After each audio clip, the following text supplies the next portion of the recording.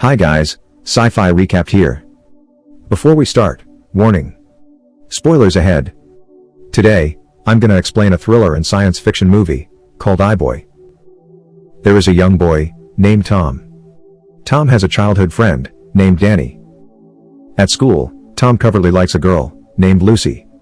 They meet each other after school to discuss their homework. A bad boy, named Eugene, suddenly comes to bother their conversation. At home, Tom lives with his grandmother, named Nan. That night, Tom intends to meet Lucy at her house. Her door was unlocked. He immediately goes inside to check on Lucy. Apparently, 4 criminals had just raped her, and one of them had filmed the scene.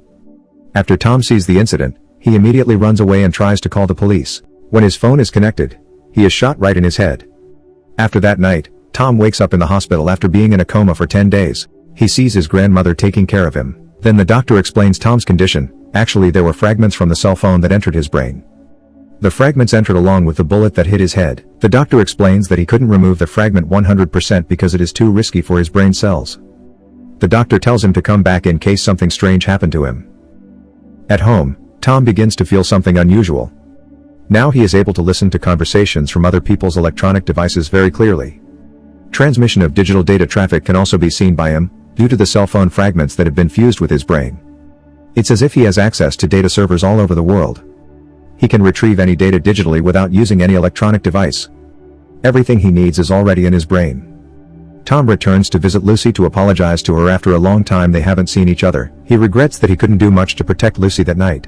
However, she understands it and she hopes that everything will get better as usual.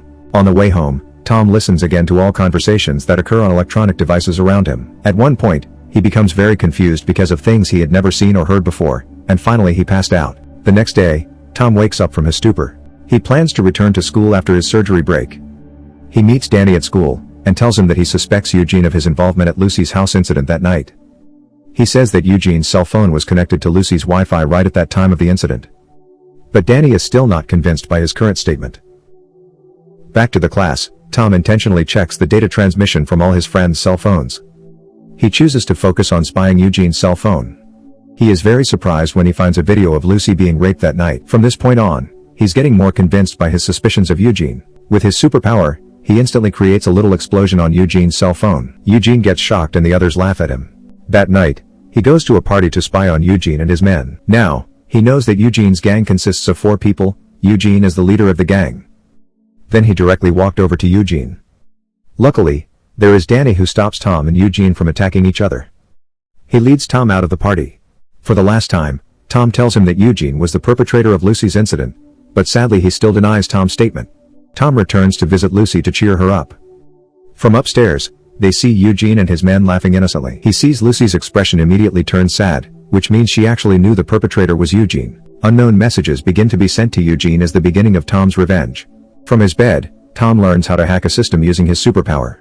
He stealthily terrorizes Eugene and his men after mastering the technique last night. Their cell phones are hacked by him, so he could see all the activities they are doing. At the same night, Tom starts his hacking action. From turning off the lights in their house, until he accidentally records one of Eugene's friend, named Cass, masturbating. During a presentation at his school, Tom hacks the laptop used by his teacher. He presents the video about Cass masturbating in his room, making all students laugh. And Cass, who watches the video too, feels very embarrassed about it. After school, Tom tells the latest story to Lucy, who had not been to school for a long time. She is very entertained by the story, along with Tom, who secretly sends a message to Lucy. He uses the alias iBoy in the message in order not to be known by others, including Lucy. As they make their way back from the riverbank, unexpectedly Eugene and his men confront them. Eugene thinks that the 2 of them had been terrorizing them all along.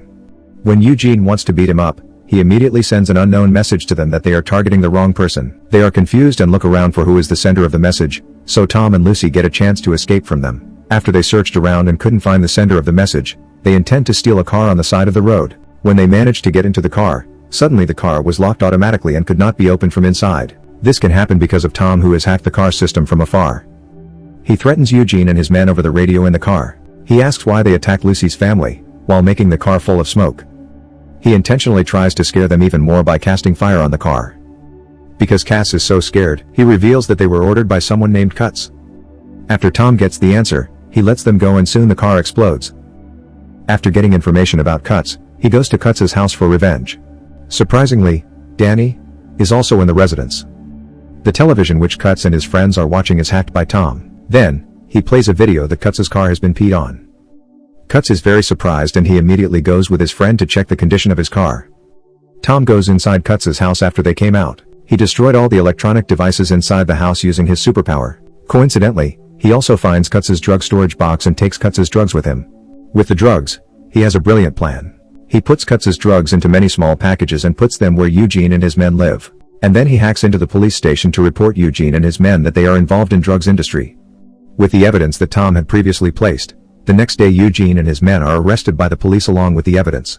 Meanwhile, Cuts' bank account is also hacked by Tom, making his bank balance runs out. The next night, Tom quietly listens to Cuts on the phone with his boss, named Elman. Elman gives Cuts a final warning to find out who's messing up their activities. From the top of a building, Tom tracks Elman's whereabouts right away, but he doesn't find any information about Elman, like something was protecting him. At the same time, Cuts orders his remaining men to find the location of I-Boy by confiscating all electronic devices in the area. Nevertheless, they still don't know that Tom doesn't need any hacking tools. The next day, he catches a signal of a drug deal between Cuts and Elman after he finishes his exam.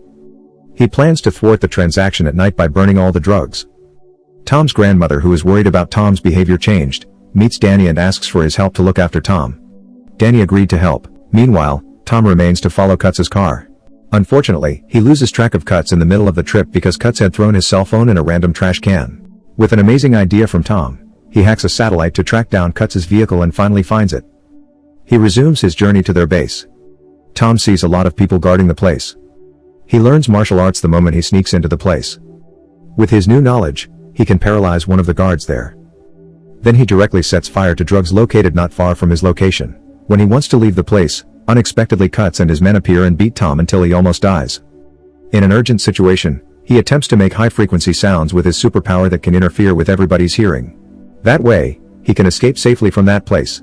Tom wakes up in an isolated spot by the river. In the meantime, Lucy is still waiting for him at school, because the previous day they had promised to take the exam together. By the time Tom arrives at the school, the exam is over. Lucy is disappointed with him. Outside the school, they are very surprised to see Cass's corpse hanging above. Danny meets with Tom to see how he's doing. Then Tom asks Danny who is Cass' killer. He replies that it's probably I-Boy's responsibility. Since then, Tom feels all the problems caused by him and his superpower. He returns to the doctor who had operated on his head, asking to remove the remaining cell phone fragments that were still in his brain. The doctor refuses because the cell phone fragments were embedded deep in Tom's brain. In other words, removing it is the same as killing Tom. He returns home regretful and guilty for all of this. When he enters the house, Elman is waiting inside with his men pointing a gun at Tom's head. Tom's grandmother also becomes a hostage for them. All this time, Elman had known that the person using the alias I-Boy was Tom. Not only that, Elman also knows Tom's superpower is hacking without using electronic devices. Turns out, he got all the information from Danny who had been watching Tom all this time. Danny is willing to tell the information for money. Elman commands Tom to hack into the bank system where the money could be transferred to his bank account.